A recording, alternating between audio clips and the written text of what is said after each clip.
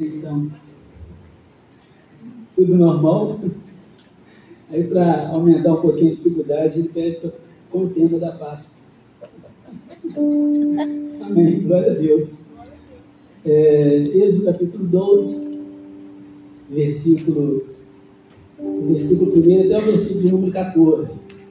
Antes disso, eu vou pedir, o tema da nossa mensagem hoje é sobre a Páscoa.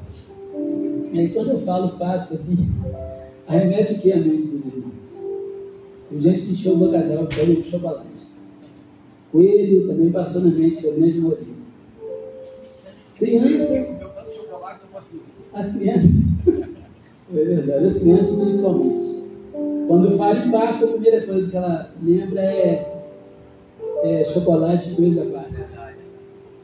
Mas hoje a gente vai mudar essa mentalidade e vai passar também para os nossos filhos. Eu acompanho a nossa irmã Keila e ela tem feito um trabalho com as crianças, conscientizando acerca da importância e do que significa a Páscoa para nós cristãos. Antes de falar sobre a minha mensagem, vou pedir para colocar só uma imagem aqui do irmão do telão lá para colocar a imagem.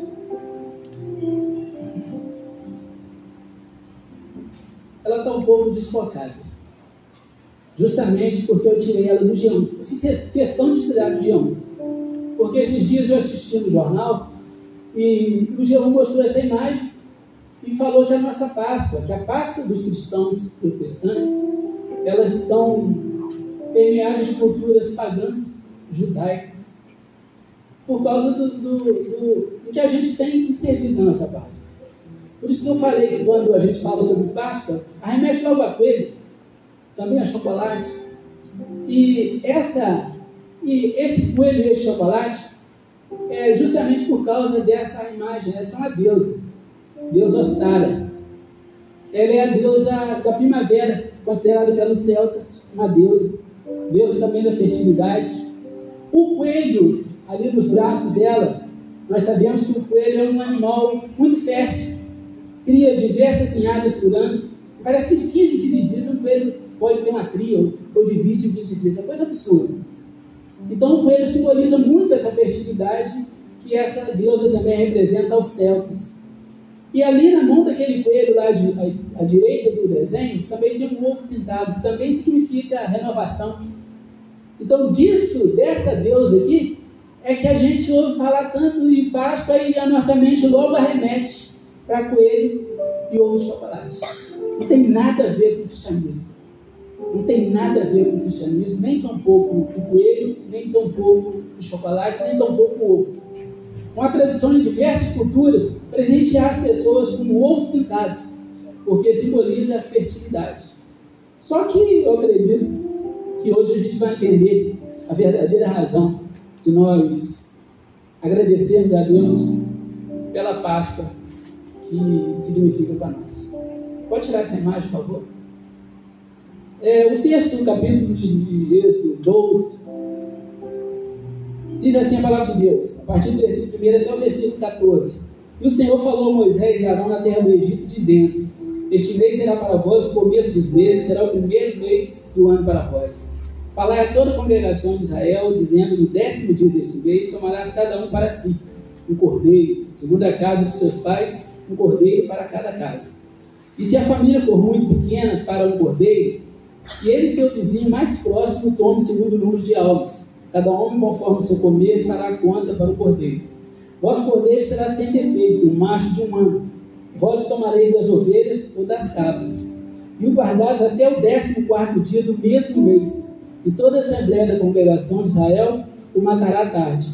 E tomando do sangue, o colocarão nas 2 ombreiras e na verga da porta das casas, e que o comerem. E comerão carne naquela noite, assada no fogo, e pão sem fermento, e com ervas amargas comerão.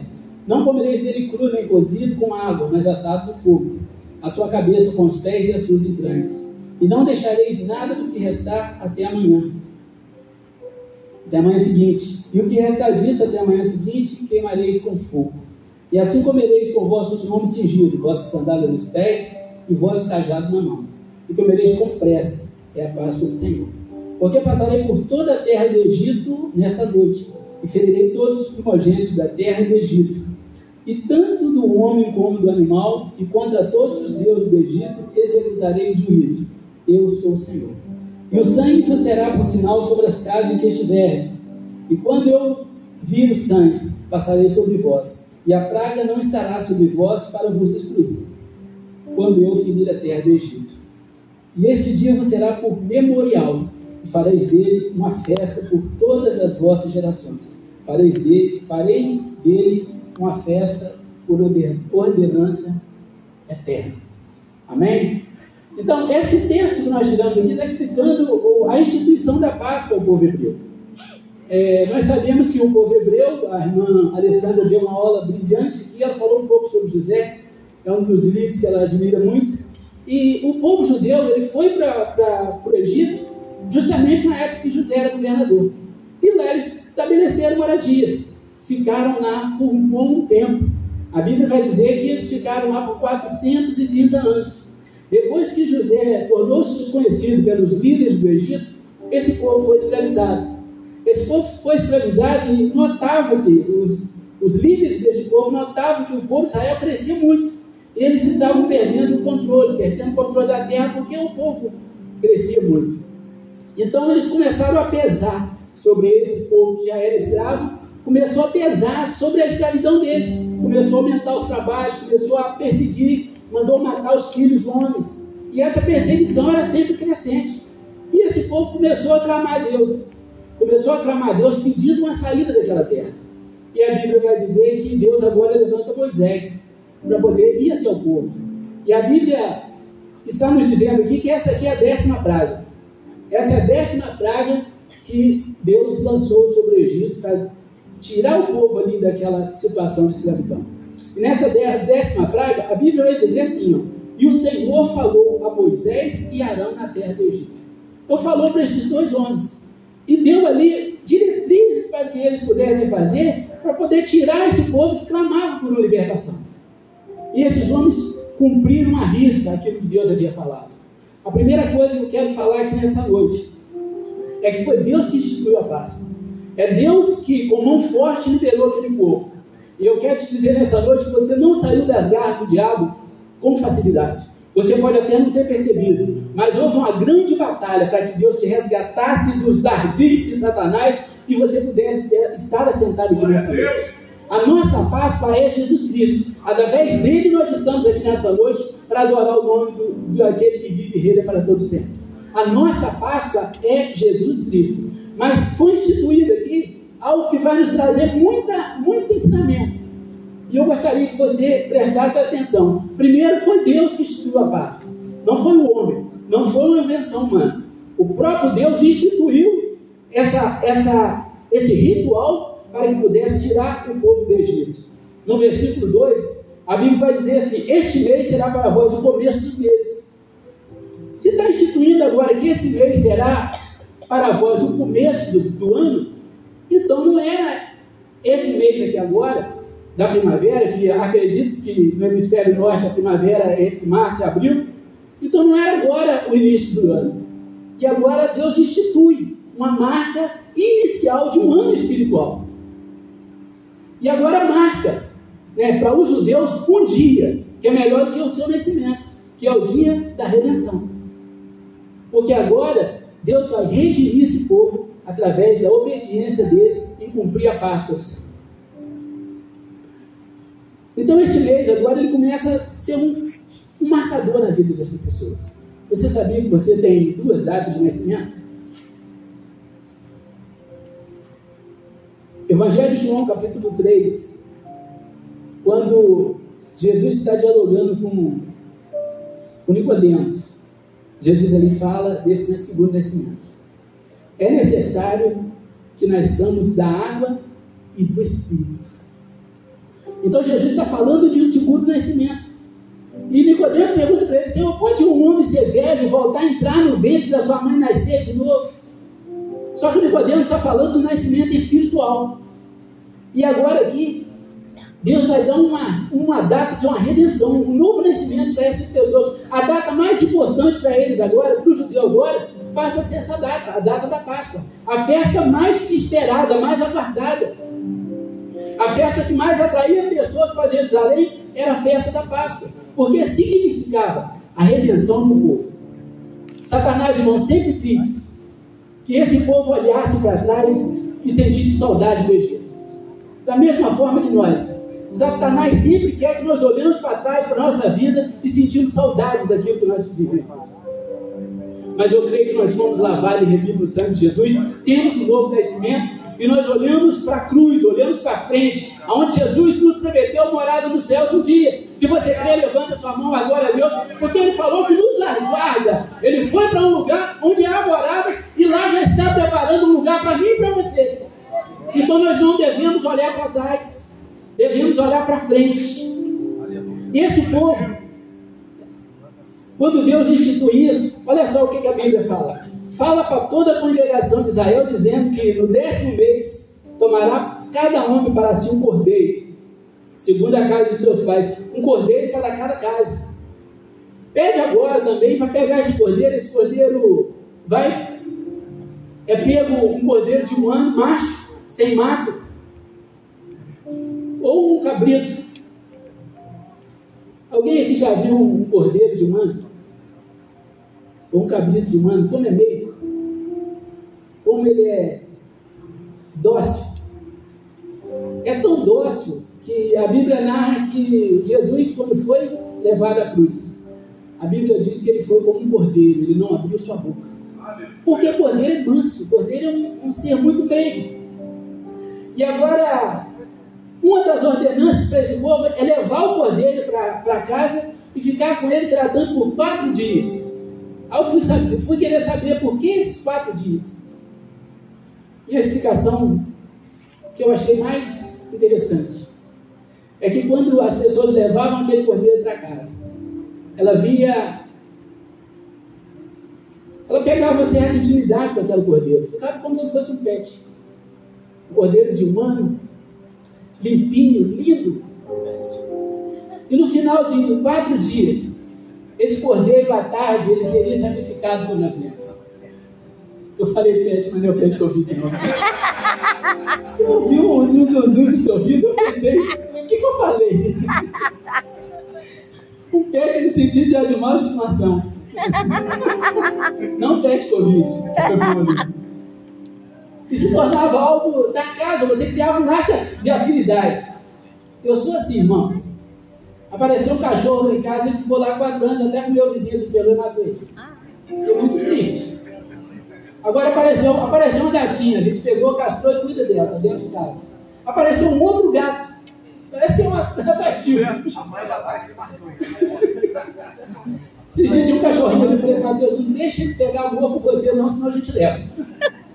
Apareceu um gatinho, e eu estou cuidando do gatinho lá. Se eu chegar em casa agora, ele sai do meio do mato, vem correndo e anda. E não é nem comida mais, já é carinho. Porque a gente cria um laço de afinidade.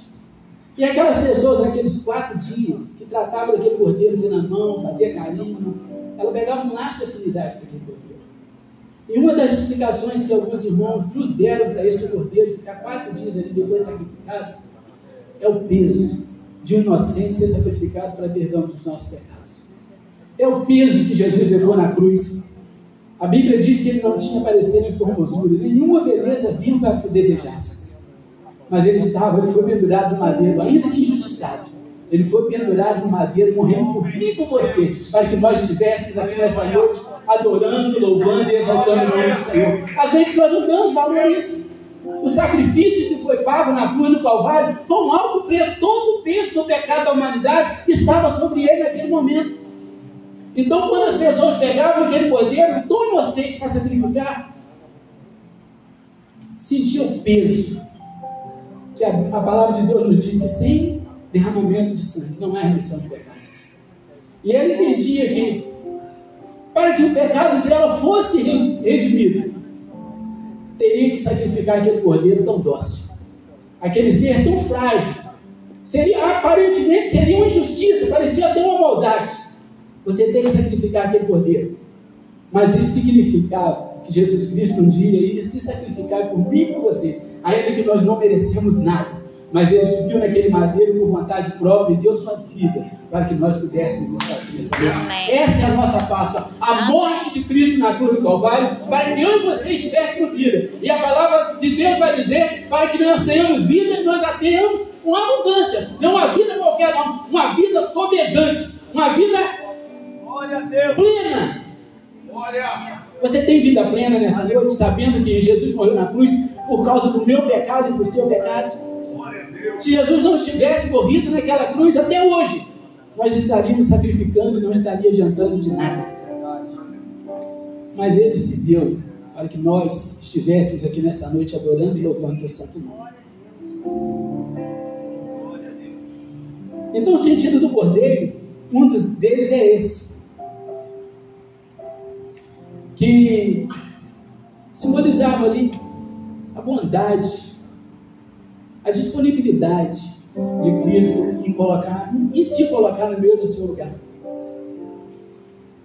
E às vezes, quando chega na data da Páscoa, alguém pode ter desejado para alguém aí Feliz Páscoa, como deseja Feliz Natal, levou um ovo. Mas a gente pode até fazer sem problema, mas a gente tem que ter consciência que a nossa Páscoa foi a morte e ressurreição de Cristo na cruz do Calvário. Foi a sua vida entregue lá naquele Calvário. Por isso nós estamos aqui nessa noite, celebrando a noite, um domingo de Páscoa. Louvado seja o nome do Senhor. No versículo 4 diz assim: se a família for pequena para o cordeiro, que ele e seu vizinho próximo tome segundo o número de almas, cada um conforme fará conta para o cordeiro. Vosso cordeiro será sem defeito, macho sem mácula, e vos tomarei das ovelhas e das cabras. Interessante aqui, irmãos, que um cordeiro era suficiente para uma família. O cordeiro foi suficiente, o sacrifício do cordeiro foi suficiente na cruz do Calvário para pagar os meus e seus pecados. E além disso, o texto não fala se uma família precisar de 2 cordeiros, que não precisaria. Mas se outra família precisasse, poderia ser dividido o cordeiro com outra família. O que isso nos arremete? Que o sacrifício de Jesus é suficiente para salvar a minha e a sua família. E além disso, pessoas que estão ao nosso redor, nosso amigo, nosso vizinho, aqueles que nós sabemos que não aceitaram a Cristo ainda, porque da mesma forma que esse cordeiro serviu para uma família, e caso tivesse alguma família que também precisasse de um cordeiro, que um cordeiro fosse oferecido para eles. Você tem oferecido um cordeiro? Você tem oferecido a Cristo as pessoas, os seus vizinhos, as pessoas que estão ao seu redor? Você tem falado de Jesus onde você tem passado? Você tem falado de Cristo, da Páscoa que é Cristo para nós? Você tem falado? Você tem vivido isso no seu dia a dia? Porque Cristo, eu sei, nós estamos conscientes disso, estamos tranquilos, estamos até bem aqui, confortáveis, numa situação confortável. Mas e as pessoas lá fora? E seu vizinho? Eu saí de casa hoje no domingo de Páscoa. Um domingo que os cristãos comemoram. E do lado da minha casa, teve um churrasco com bebida o dia todo. As pessoas se perdendo. Às vezes, lá em casa, a gente sente até cheio de droga. As pessoas não sabem ainda, muitas pessoas ainda não sabem o valor que Jesus pagou por ele, o preço que Jesus pagou por ele na cruz. É preciso que você apresente o cordeiro, ofereça o cordeiro que está na sua vida e está abundante, ofereça ele para outra família, ofereça outro para ele, para outras pessoas, domingo próximo, culto do amigo. Não deixe esse convite dentro da sua vida. Não chegue em casa e coloque ele em qualquer lugar, não.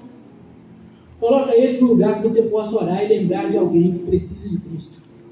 Coloca ele em fácil acesso para você ver e lembrar de alguém, convidar essa pessoa e se esforçar para que ele esteja aqui a semana que vem. E para que ela aceite a Cristo da mesma forma que um dia você aceitou, tenha a mesma mudança de vida que um dia você teve e sinta o mesmo que você está sentindo aqui nesse lugar.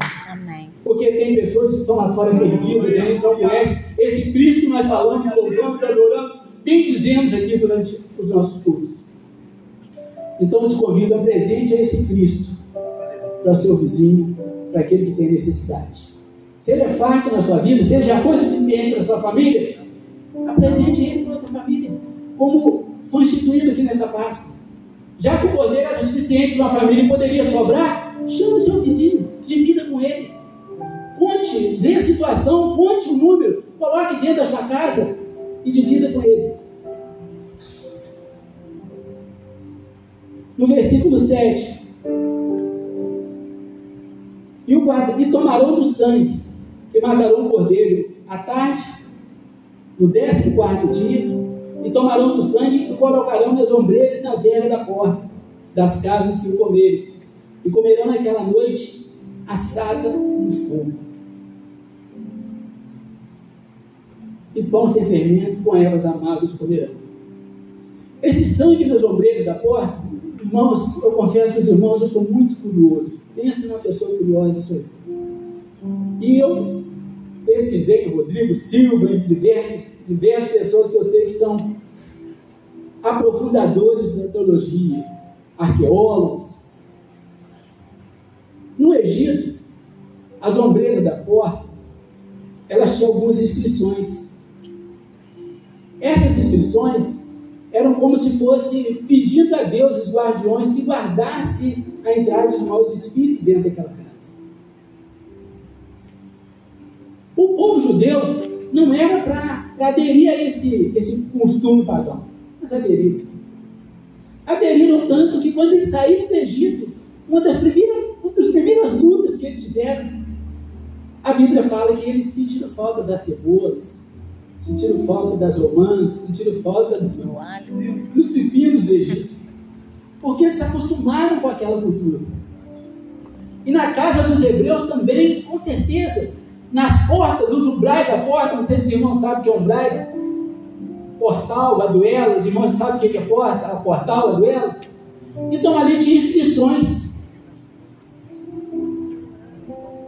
com certos deuses pagãos, com certos dizeres pagãos, para que outros demônios ou outros deuses não entrassem ali com maldição. Então era um tipo de amuleto. Quando eles pedem para Moisés, quando Deus pede a Moisés e avisa ao povo para naquele dia matar o cordeiro, pegar o sangue e passar nos umbrais das portas, foi a única vez que Deus pediu isso. Então eu fui pesquisar por quê. E uma das explicações, e a mais lógica também, é que o sangue de Jesus estava cobrindo ali aquelas instruções. Uma das coisas que Deus pede, irmão, para nós sermos libertos, é esquecermos das coisas que para trás ficarem e prosseguirmos para o alvo, que é a cruz do Calvário. Aquela passagem de sangue ali naquela duela estava encobrindo aqueles dizeres, encobrindo aqueles deuses, estava abrindo a guarda daquele povo, e aquele povo estava dizendo que não mais dependia de proteção de deuses nenhum, Deus com letra minúscula. Não dependiam mais de deuses nenhum.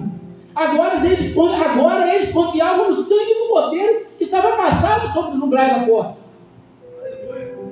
O sangue de Jesus, irmão, ele nos purifica de todo pecado. O sangue de Jesus, ele nos purifica de todo pecado. Vira para o seu irmão e diz para ele: o sangue de Jesus te purifica de todo pecado.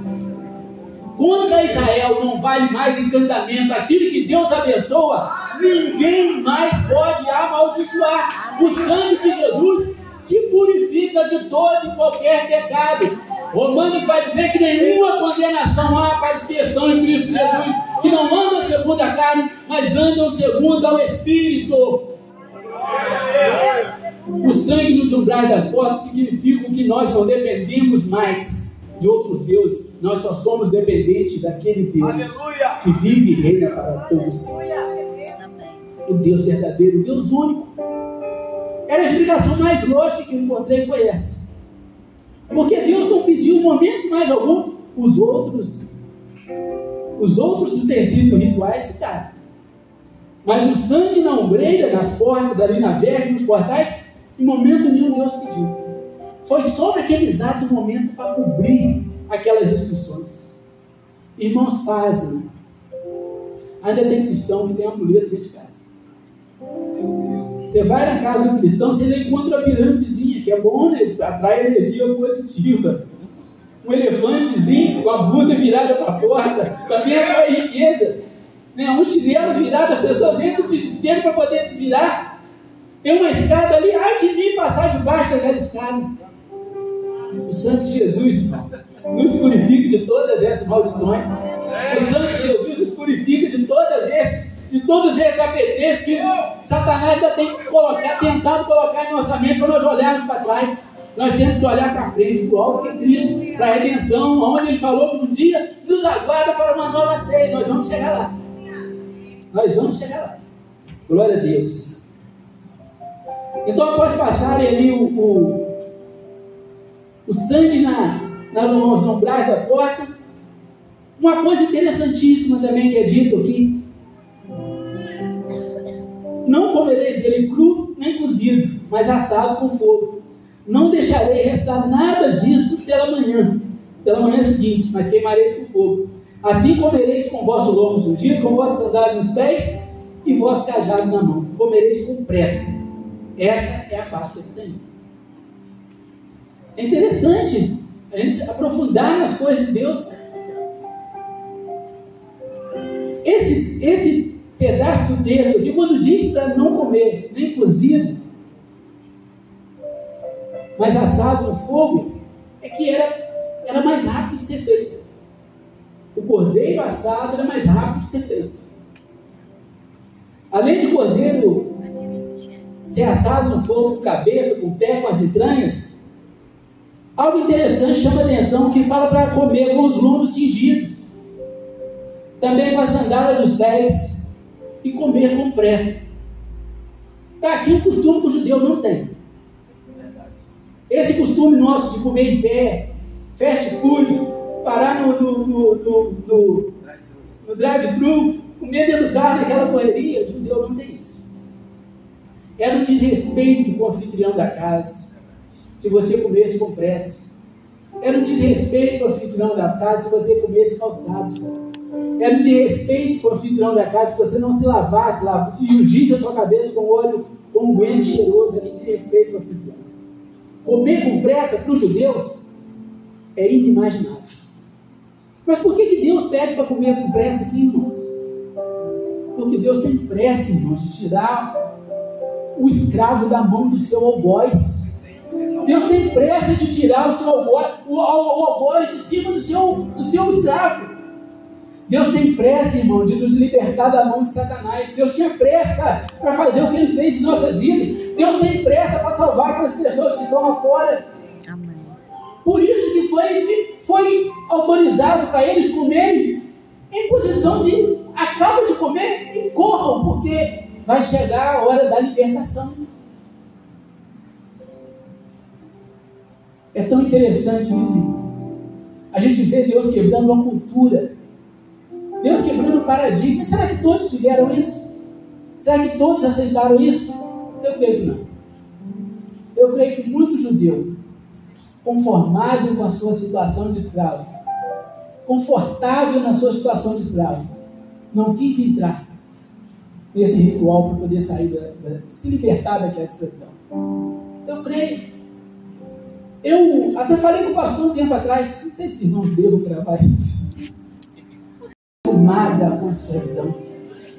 As pessoas às vezes são tão escravas que elas não percebem que elas estão escravizadas. Deus tem pressa de te salvar. Deus tem pressa de salvar os seus. Deus tem pressa de salvar aquele que você já tem colocado nesses bilhetes aqui. Deus tem pressa de colocar esse que você já tem em mente para colocar nessa cartela. Deus tem pressa de fazer a obra na sua vida. Deus tem pressa que algo aconteça na sua vida, que mude tudo e você entenda com imperfeição o plano que Ele tem para você na sua vida. Deus tem pressa. E Ele pode até quebrar paradigmas, Ele pode fazer coisas. Deus não depende, irmão, de circunstâncias. Deus não depende. Deus não depende de paradigmas. Deus não depende. Deus simplesmente faz. Se Ele quiser fazer, Ele pode te pedir coisas que aparentemente absurdas. Mas se você colocar a sua fé em ação, a palavra de Deus diz que tudo é possível ao que crê. Você pode estar em mente uma pessoa mais difícil da face da terra. Eu tenho uma pessoa em mente. Convido ela incessantemente para vir à igreja. E ela me confessa que é muito difícil para ela voltar para Cristo. Mas eu ainda não perdi a minha esperança de que um dia ela vai entrar por essas portas e vai vir aqui na frente aceitando a Jesus. Porque eu sei que Deus tem pressa para tirar ela de onde ela está e trazer ela onde nós estamos. Deus tem pressa, irmãos, para cumprir aquilo que Ele tem prometido para você. Filho do seu irmão, e diz para ele: Deus tem pressa para cumprir o propósito de Deus na sua vida. Glória a Deus. Glória a Deus. Aleluia. E às vezes é nós que tardamos, irmão. Às vezes é nós que não ouvimos aquilo que Deus tem para nós e ficamos fazendo corpo mole. Só que Deus tem pressa. E Ele conta comigo e com você para fazermos a sua obra. Aleluia. No versículo 12: porque passarei por toda a terra do Egito nesta noite, ferirei todos os primogênitos na terra do Egito, tanto do homem como do animal, e contra todos os deuses executarei juízo. O nosso Deus é um Deus justo, Ele faz justiça. Ele estava fazendo justiça nesse momento aqui contra os deuses do Egito. Cada praga que foi lançada contra o povo do Egito era uma humilhação que Deus estava fazendo a um Deus que eles representavam. Cada praga. E nessa última praga, estava humilhando a própria morte. Porque a palavra aí diz assim: essa é a Páscoa do Senhor. Páscoa é a palavra pesar, que quer dizer passar por cima. O anjo da morte, algumas traduções dizem o anjo da morte, ou o anjo do Senhor, o espírito da morte. A Bíblia fala que quando foi atendido a essas orientações, de fazer a Páscoa, entrar para dentro da sua casa, com o seu vizinho, se fosse o caso, ali comendo cordeiro assado, comendo também ervas amargas, havia passado o sangue nos umbrais da porta. Quando o anjo da morte entrasse pela cidade, ele ia passar por cima. Jesus e a palavra de Deus diz que essa é a Páscoa do Senhor, passar por cima. Deus, irmãos, Ele é completo em tudo aquilo que Ele faz. Ele não faz pela metade. Ele está executando o juízo em cima de todos aqueles deuses do Egito, quando Ele diz: eu sou o Senhor. Porque acima de mim não há outro Deus. Aleluia. Acima de mim não há outro Deus, e não há outro Deus acima do nosso Deus, irmão. O nosso Deus, irmãos, é aquele que toda honra, toda glória, todo louvor pertence a Ele. A Bíblia diz que não havia nada, e Deus diz assim: haja luz, e houve luz. Haja separação entre a terra e a água. Irmãos, Deus sem nada, o verbo bereshit quer dizer criado do nada. Não precisa de nada, irmãos. Às vezes a gente quer ajudar Deus de alguma forma, quer colocar alguma coisinha nossa, algum dedinho nosso, alguma pitadinha de tempero nosso, para Deus fazer alguma coisa. Deus não precisa disso. A única coisa que Deus precisa é da sua fé e obediência. Amém. E esse povo teve fé e obediência naquilo que foi proposto para eles. Quem está disposto aqui? Quem está disposto a obedecer a Deus? Amém. E ter fé para fazer aquilo que Deus tem te pedido? Eu sei que Deus tem pedido coisas diferentes para mim, tem pedido coisas diferentes para você, mas as coisas só vão acontecer, Deus só vai ser completo na sua vida quando você entender que a sua fé em prática e a sua obediência vai fazer com que o anjo da morte passe por cima. Porque Ele é o Senhor, aquele que pelejou e venceu até a morte. Glória a Deus. Hebreus vai dizer que Satanás era o Senhor da morte. Só que com a morte e a ressurreição de Cristo, agora Ele tem o controle da morte também. Glória a Deus. No versículo 14: e este vos será por memorial. Memorial, irmãos, é um marco. É a gente colocar na nossa memória, e é um marco eterno. Deus vai falar aqui que agora é um marco por ordenança eterna. Até hoje, os judeus celebram a Páscoa dessa forma que nós acabamos de falar aqui. Mas como eu já disse, a nossa Páscoa é Jesus Cristo. Lucas capítulo 22, Já estamos encerrando. Lucas capítulo 22. Eu vou ler rapidinho, a partir do versículo 7. Então chegou o dia dos pães de fermento em que se devia matar a Páscoa. Ele enviou a Pedro e a João, dizendo: ide preparai a Páscoa para que nós possamos comer. E eles disseram: onde tu queres que preparemos? E ele lhes disse, Jesus dizendo ao discípulo: eis que quando entrares na cidade, encontrareis um homem carregando um cântaro de água. Segui-o até a casa em que ele entrar. E direis ao dono da casa: mestre, te diz, onde está o quarto dos convidados, onde comerei a Páscoa com meus discípulos? Então ele vos mostrará um grande quarto superior mobiliado, ali fazeis os preparativos. Eles foram e acharam como lhes tinha dito e prepararam a Páscoa. E chegada a hora, pôs à mesa os 12 apóstolos com ele. E disse-lhes: quão intensamente desejei comer convosco esta Páscoa antes que eu sofra. Então Jesus agora, nesse texto, que eu não li ele todo, talvez eu continue lendo, Jesus agora vai falar de 3 Páscoas aqui acontecidas. 2, uma acontecida, uma que iria acontecer naquele presente e uma para o futuro. Nós não comemoramos a Páscoa dos judeus. Comemoramos essa Páscoa que Jesus ia comemorar nesse presente momento. E estamos na expectativa. Eu creio, e você também tem que crer, que nós estamos na expectativa de comemorarmos uma outra Páscoa vindoura. Olha o que Jesus disse. Que ele estava intensamente desejoso de comer essa Páscoa antes que ele sofria. O que Jesus está falando? A Páscoa dos judeus. O cordeiro, as ervas amargas, o pão sem fermento. Só que Jesus agora diz o seguinte: porque eu vos digo que não vos temerei dela até que se cumpra no reino de Deus.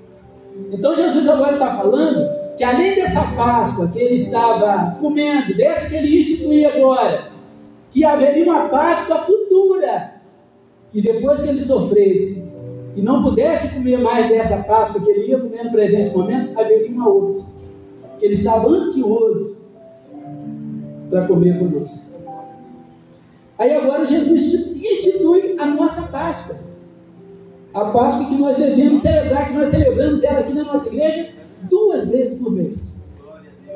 Talvez você não dá o devido valor à Páscoa, que eu vou te falar agora. Talvez é um dia que você pense: não, hoje eu vou faltar, porque é Santa Ceia. E Jesus agora vai instituir. Olha só o que Jesus faz no capítulo 17. Esses elementos aqui já faziam parte da Páscoa dos judeus. Só que agora Jesus vai ressignificar essa Páscoa. Jesus faz o seguinte: ele, tomando o cálice e tendo dado graça, disse: tomai e dividi entre vós, porque eu vos digo que não bebereis do fruto da videira até que venha o reino de Deus. No versículo 19 ele diz assim: e tomando o pão e tendo dado graça, o partiu e deu-lhe, dizendo: isto é o meu corpo que é dado por vós, fazer isto em memória de mim. Mais um memorial criado. Jesus agora constrói, ele institui mais um memorial. 1 Coríntios 11, 23 vai dizer o seguinte: todas as vezes que comei e bebei este sangue, anunciais a morte do Senhor até que ele venha. Então, quando nós assentamos na mesa para tomar a Santa Ceia, nós estamos praticando a Páscoa que agora Jesus deu um ressignificado. Por isso nós devemos nos alegrar. É o culto mais alegre. Quando eu não me converti, não era batizado, os meus amigos eram batizados, eu não ia a Santa Ceia. Não ia, eu fiquei 1 ano e meio. Porque era tão terrível que eu pensei assim: eu vou ficar um bom tempo indo na igreja para ver se é isso mesmo que eu quero. Já devo ter dito isso aqui. Comprei uma Bíblia daquela minúscula. Ninguém na minha casa via. Na época eu usava pochete. Hoje eu não uso mais. E eu colocava, não era nem uma espada, mas um carivete. Pegava aquela Bíblia e colocava dentro daquela pochete durante 1 ano e meio. Eu fui à igreja escondido de todos lá em casa, porque eu sabia que E se eu não suportasse, se eu não conseguisse caminhar na presença de Deus, eu também não me envergonharia, porque ninguém tinha me visto com a Bíblia na mão. Mas eu sabia que aquele era o melhor caminho. Eu sabia que eu precisava daquele caminho, mas eu não sabia se eu ia conseguir. Então, quando eu falava para os meus amigos que eu não era batizado, por isso não ia na ceia, eles falavam assim: vai, cara, é o melhor culto. Vai que onde você vai sentir. E eu resistia, porque eu não era batizado, ficava com vergonha. Afinal de contas, eu fiquei 1 ano e meio até conversar com o pastor Lessa, o saudoso pastor Lessa, para ele me batizar. Eu fiquei 1 ano e meio indo na igreja, às escondidas, sentava nos últimos bancos. Até que eu aceitei a Jesus e conversei com o pastor Lessa para que ele me batizasse. E glória a Deus, há 30 anos aproximadamente eu estou servindo ao Senhor. Mas depois que eu passei a vir na Santa Ceia, eu comecei a sentir o desejo de participar daquela festa tão linda que foi instituída pelo nosso Jesus Cristo. E essa festa, ela havia começado aqui, ela começa aqui, nós participamos dela aqui, mas há uma promessa. Há uma promessa. A Bíblia diz que há uma boda do Cordeiro nos aguardando. Há a boda do Cordeiro nos aguardando. Apocalipse 19 vai dizer que Jesus morreu como cordeiro, mas agora ele ressuscitou como leão. E como leão ele venceu. Ele venceu. Glória a Deus.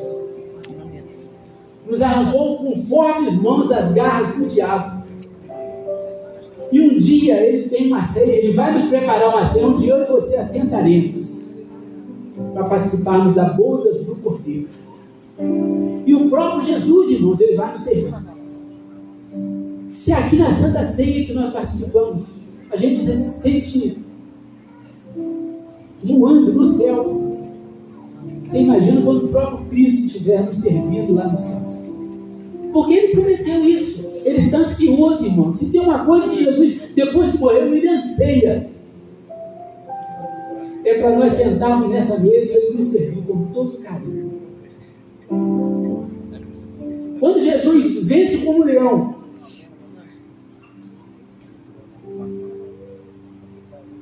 o salmista vai dizer assim, Salmo 24, se me falha a memória: levantai, ó porta, as vossas cabeças, levantai, ó portas, ó entradas eternas, e entrará o Rei da Glória, o Rei poderoso daqui. Aleluia. Ele é o Senhor Todo-Poderoso. Aleluia. Esse Senhor Todo-Poderoso, irmão, ele está nos preparando para ser e nos aguarda ansiosos. Nos aguarda para nos servir. O Todo-Poderoso, o leão da tribo de Judá, aquele que venceu a morte, ele nos aguarda um dia para nós assentarmos com ele e participarmos dessa Santa Ceia maravilhosa. Pode ser que tenha alguém aqui nessa noite que ainda não tem essa esperança. A Bíblia vai dizer que nós vivemos por fé e não por vista. Nós vivemos por fé. E eu creio pela fé que um dia eu vou estar sentado e Jesus vai estar nos servindo. E talvez você que está aqui nessa noite não tenha essa certeza ainda de que Jesus vai um dia poder te servir nessa Santa Ceia que nos aguarda, nessa Páscoa que nos aguarda lá nos céus. Eu gostaria de pedir à igreja para ficar sobre os pés. E se você não tem essa certeza, eu posso te convidar nessa noite. Todo esse ritual que foi estipulado para que eles fizessem, para serem libertos do Egito, isso tudo foi pela fé. Eles abandonaram todas as convicções que eles tinham. Toda e qualquer convicção. Eles não puderam pegar em nada. Nenhum ensinamento que eles haviam tido no Egito, eles puderam se apegar. Agora eles se apegaram na orientação que Deus deu a eles, que era matar o cordeiro, passar o sangue no umbral da porta, fazer aquele pão sem fermento, comer esse pão e o cordeiro com ervas amargas. Porque eles acreditaram, pela fé eles acreditaram que aquele Deus estava falando diretamente com eles. Feche seus olhos essa noite. E eu quero que você faça uma pergunta para você mesmo. Não precisa de ninguém vai te acusar. Você tem certeza que você vai se assentar para participar dessa Páscoa que Jesus está nos preparando nos céus? Você tem convicção disso? Você tem certeza da sua salvação? Você tem certeza que você vai ouvir da boca de Jesus: vinde a mim, bendito de meu Pai, possuir por herança aquilo que vos está preparado desde a fundação do mundo? É isso que nós vamos ouvir quando nós chegarmos diante daquela mesa. Você tem certeza disso? Se você não tem certeza, a igreja está de olho fechado, eu quero pedir você que acende uma das mãos para nós orarmos por você. Da mesma forma que essas pessoas se lançaram naquilo que Deus havia falado para eles, eu quero te fazer um convite. Se você está aqui, foi o Espírito Santo de Deus que trouxe. Metade do empecilho já foi jogado por terra. Agora, talvez você precise vencer, talvez a timidez. Talvez você precise vencer os olhares de alguns ou algo que alguém vai falar amanhã ou depois. Mas uma coisa você precisa fazer é colocar sua fé em prática. Porque aquilo que Deus pediu moveu a fé daquele povo. E moveu a fé de forma que eles fizeram aquilo que estava sendo orientado naquele rito. Talvez você tenha escutado palavras em cima de palavras, você tenha entendido que Deus é a sua única solução. Você já entendeu que para você só Deus mesmo pode dar jeito? E talvez ainda você não tomou a decisão, mas aquele povo tomou a decisão. E como eu disse, eu acredito que muitos não quiseram quebrar os seus princípios, quiseram continuar no Egito, estavam numa situação confortável. E não quiseram abrir mão e seguir a orientação de Deus. Muitos assim fizeram. Mas a grande maioria, a Bíblia fala que foram milhões que acompanharam a liderança de Moisés. Tomaram a decisão de abandonar todo o conhecimento que tinham e se lançar na mão de Cristo, se lançar na mão de Deus. Você quer se lançar na mão daquele que vive e reina para todo sempre, aquele que pode mudar a sua vida com um estalar de dedos? Se você crê e quiser, eu gostaria de te conhecer.